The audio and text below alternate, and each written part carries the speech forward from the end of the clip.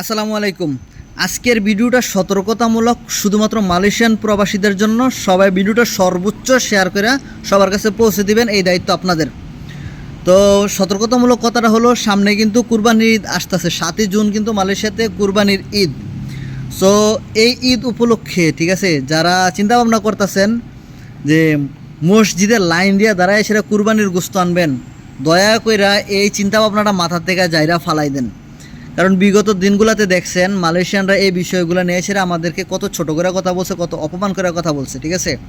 বিশেষ করে গত বছর এই কুরবানির ঈদের দিন কিন্তু ওরা বলছে যে বাঙালিদেরা নাকি লাইন দিয়া ধরে সেটা তাদের জন্য, ওরা নিজেরা গোশত পায় না, ঠিক আছে, শুধু বাঙালিদের জন্য। এবং কি রমজান মাসে ইফতারি নিয়ে সেটা কিন্তু আমাদেরকে অনেক অপমান করে, অনেক ছোটো করে কথা বলছে। সেটা নিয়ে সেটা কিন্তু অনলাইন প্ল্যাটফর্মের মধ্যে ঝড় উঠছে, ঠিক আছে।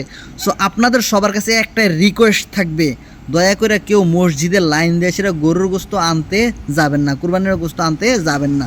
একটা রিকোয়েস্ট সকল মালয়েশিয়ান প্রবাসীদের উদ্দেশ্যে, ঠিক আছে। তারপরেও কিছু কিছু মালয়েশিয়ান প্রবাসী আছে, কিছু কিছু বাংলাদেশি আছে এই কুরবানিদের দিন যে লাইন দিবই। ভাই আপনাদেরকে বলতেছে, মালয়েশিয়াতে মাত্র 35 রিঙ্গিত কিলো গরুর মাংস, 35 টাকা কিলো গরুর মাংস। দয়া করে কিনা খাইয়েন, ঠিক আছে। তাও নিজের দেশের আর বদনাম করেন না। বিগত দিনগুলোতে অনেক বদনাম হয়েছে, অনেক কথা শুনছি, আমরা অনেক ছোট হয়েছি, ঠিক আছে। তো এই বছর আমরা দেখাই দেন যে আমরা বাঙালিরা চাইলেও কিন্তু পরিবর্তন হইতে পারি, আমরা বাঙালিরা চাইলেও পরিবর্তন হইতে পারি। তবে হ্যাঁ, ওরা যে কথাগুলো বলে আসলেও কিছু কিছু লজিক আছে। কারণ আমার নিজের দেশের লোক বলেও কথা, কিছু কিছু বাঙালি আছে এমনভাবে যে সেটা বিহেভিয়ার করে যে আসলে আমাদের নিজের দেশটাকে ডুবাই দেয়, নিজের দেশে মান সম্মান ডুবাই দেয়, ঠিক আছে। ভাই আমাদের চিন্তা ভাবনা করতে হবে, এটা আমাদের নিজের দেশ না। এটা এই জায়গায় আমরা শুধুমাত্র কাজ করার জন্য আসছি, এখানে আমরা মন দিয়ে কাজ করবো, ঠিক আছে।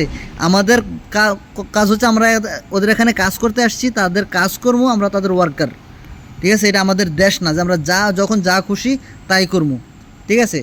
ওরা যে জিনিসগুলো পছন্দ করে না, আমরা দয়া করে ওই জিনিসগুলো থেকে সবাই বিরত থাকার চেষ্টা করবেন, ঠিক আছে। না হয় আমাদেরকে বাংলাদেশিদেরকে অনেক কথা শুনতে হয়, অনেক ছোট হইতে হয়, ঠিক আছে।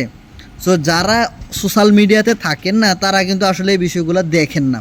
যারা সোশ্যাল মিডিয়াতে অ্যাক্টিভ আছেন, আপনাদের আশেপাশে যারা সোশ্যাল মিডিয়াতে অ্যাক্টিভ নাই, তাদের কাছ পর্যন্ত কথাগুলো পৌঁছাই দিবেন, ঠিক আছে। আপনাদের রুমে বা রুম পার্টনার বা কাজের সাথে আপনার কলিগ যারাই হোক, এই কথাগুলো আপনারা তাদের কাছে পৌঁছাই দিবেন, এটার দায়িত্ব আপনাদের। আর আমার ভিডিওটা সর্বোচ্চ শেয়ার করে দিবেন, মসজিদে কুরবানির গোশত আনা থেকে বিরত থাকবেন। ধন্যবাদ সবাইকে, আসসালামু আলাইকুম।